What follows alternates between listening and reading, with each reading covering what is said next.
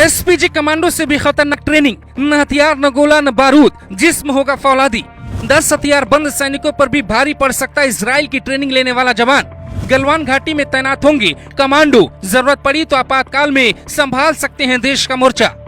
Israel की किताबों में कभी भारतीय जवानों की बहादुरी के किस्से सुनाए जाते रहे और अब भारतीय जवानों को इजरायली आर्मी की तरह ही ट्रेनिंग दी जा रही है। देश में पहले से प्रधानमंत्री की सुरक्षा के लिए एसपीजी और एनएसजी जैसे कमांडो हैं, लेकिन अब बॉर्डर की सुरक्षा के लिए इनसे भी घातक कमांडो तैयार करने की रणनीति पर काम शुरू हो चुका है। हम आपको बताएं कि ये कमांडो कैसे मिनटों में शरीर की 206 हड्डियां तोड़ सकने का मादा रखते हैं। उसके पहले सुनिए भारतीय जवानों को इतनी खतरनाक ट्रेनिंग की जरूरत क्यों पड़ी और चीन बॉर्डर के नजदीक रहने वाले सैनिकों को इजराइल की सेना क्यों ट्रेन कर रही है। पूर्वी लद्दाख जब से चीन के साथ तनाव बढ़ा है, भारत ने सुरक्षा और सख्ती दोनों बढ़ा दी है। अब भारतीय सेना के जवानों को बिना हथियार लड़ने की ट्रेनिंग दी जा रही है। पूर्वी कमान यानी अरुणाचल प्रदेश वाले इलाके में ऐसी ट्रेनिंग पहले से ही दी जाती रही है, लेकिन इतनी सख्त ट्रेनिंग पहली बार होने लगी है। उत्तरी कमान में ऐसा पहली बार होने से लोग ये सवाल पूछ रहे हैं कि इसकी जरूरत क्यों पड़ी। देश के इतिहास में पहली बार ऑर्गेनाइज तरीके से भारतीय सेना के जवानों को इजरायली मार्शल आर्ट की ट्रेनिंग दी जा रही है। इजराइल शुरू से ही भारत का आतंकवाद और दुश्मनों के खिलाफ लड़ने में साथ देता रहा है, ट्रेनिंग हथियार भी देता है। जब मोदी गुजरात के सीएम थे तो चेतक कमांडो इजराइल ट्रेनिंग लेने गए थे। दरअसल उस वक्त सोनिया गांधी से एसपीजी कमांडो की मांग की गई, लेकिन केंद्र सरकार ने मोदी को सुरक्षा देने से ठुकरा दिया था।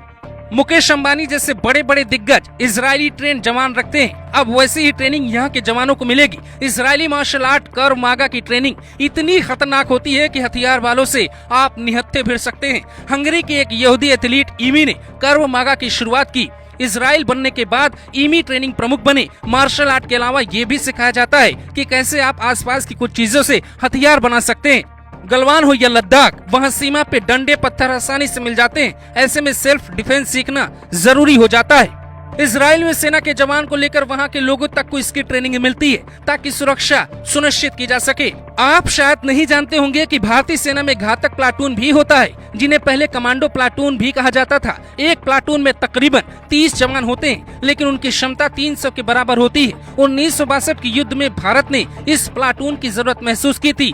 इजराइल भारतीय जवानों को इसलिए ट्रेनिंग दे रहा है क्योंकि भारत और चीन के 20 साल 1996 और 2005 में एक समझौता हुआ, जिसके मुताबिक गलवान समेत कई सीमाओं पर कोई भी सैनिक एलएसी के 2 किलोमीटर के दायरे में कोई भी पक्ष गोलीबारी नहीं करेगा। जैविक हथियार, हानिकारक केमिकल का इस्तेमाल, ब्लास्ट ऑपरेशन, बंदूकों और विस्फोटकों से हमला नहीं कर सकता।